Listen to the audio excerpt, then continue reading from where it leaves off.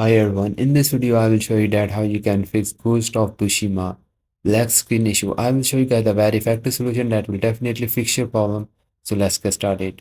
Guys, first you have to close all the background processes. First right click on your taskbar and just open up the task manager. And guys, here you will see all the background processes that are consuming most of your CPU or the memory. So when these applications are running, so your game will crash because your most of the CPU and the memory are using. And if you will see the CPU or the memory which is above the 90%, so it means it is the dangerous symbol. So you just need to close all the background processes from here. Right click on that all and click on the end task. Then go to the details you are seeing on the top, and here just click on the CPU and it will give you all the processes that are consuming most of your CPU or RAM. Then you just need to close them all. After that, just restart your PC and then launch the game and see your problem is fixed or not. And guys, this is the first solution, and if this does not work for you, then we are going to restart our Windows Explorer. Guys, to do this, you have to right click on your taskbar and open up the task manager again.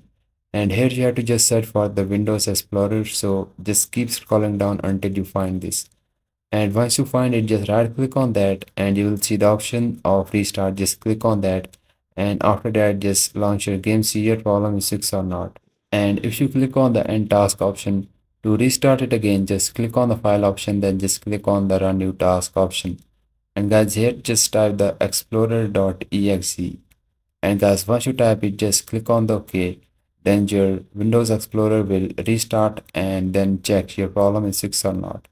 If your problem is still not fixed, then you can update your graphic card, or you can also roll back your graphic card and then check your problem is fixed or not.